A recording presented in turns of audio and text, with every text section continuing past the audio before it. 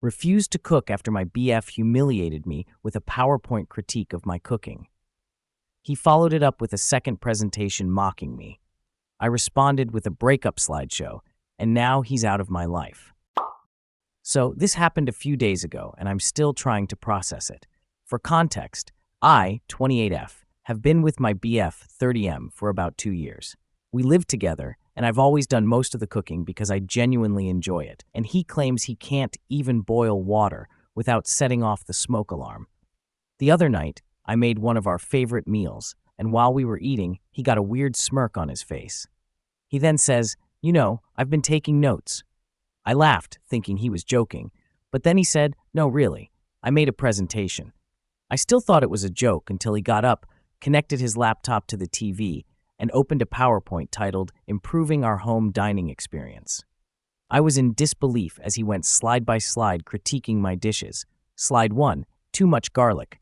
Slide 2, pasta consistency. Slide 3, more salt, less sass. The kicker was slide 8, which was just a photo of Gordon Ramsay face-palming with the caption, "What he'd think." I was stunned. I told him if he had such detailed opinions, he should cook himself. He tried to backtrack, saying it was all in good fun and that he was just trying to help.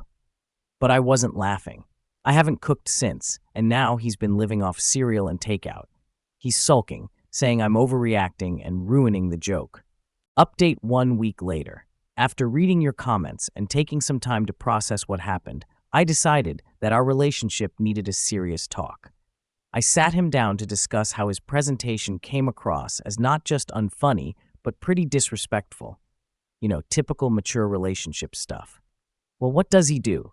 He smirks and goes, "Oh, I was prepared for this." He actually grabs his laptop, connects it to the TV again, and presents me with another PowerPoint titled, How to Take a Joke, a Comprehensive Guide. Yes, folks, he made a whole slideshow explaining why I needed to learn how to chill out and appreciate humor. Slide 1 featured a meme of a clown putting on makeup with my name plastered over it. Slide 2, a bullet point list titled Why Your Overreaction is Hilarious. Slide 3 was titled, How I'm Clearly the Comedian in This Relationship. At this point, I was too stunned to speak, but then he pulled out slide 6, Things you can do while not cooking because you're mad. The audacity, right? It was as if he really thought he'd win me over with this next-level presentation. Spoiler alert, he did not. So I did what any rational, PowerPoint-loving person would do. I made my own. I stayed up all night crafting a presentation called Why It's Time to Move On, a Farewell Guide.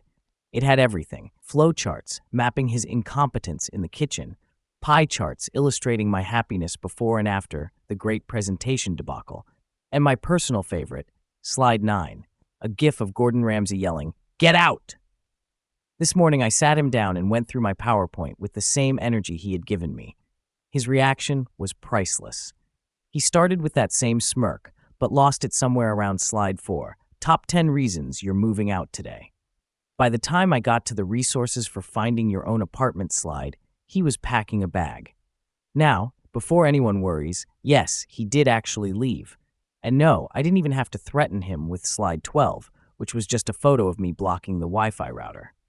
So yeah, we broke up, and I'm single, happy, and cooking meals for myself without any critique except my cat's judgmental stare.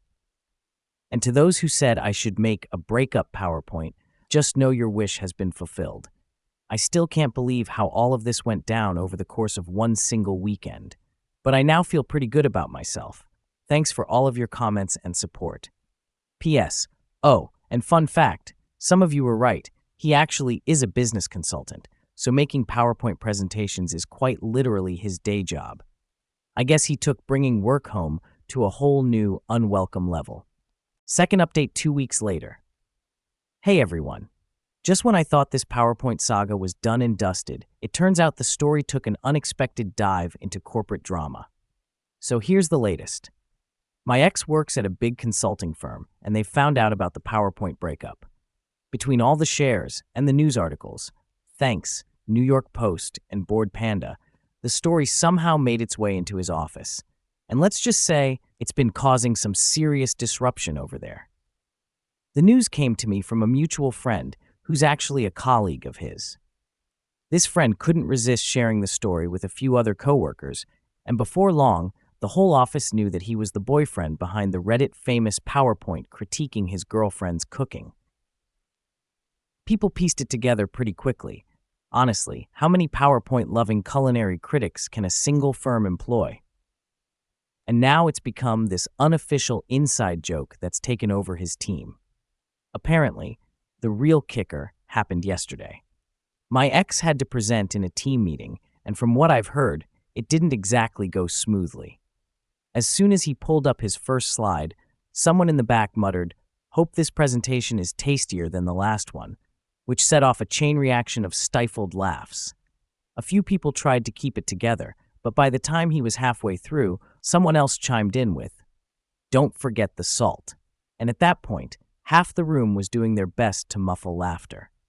I've been told he somehow managed to finish the presentation, but I can't imagine it was easy with his entire team dropping subtle and not so subtle hints every few minutes.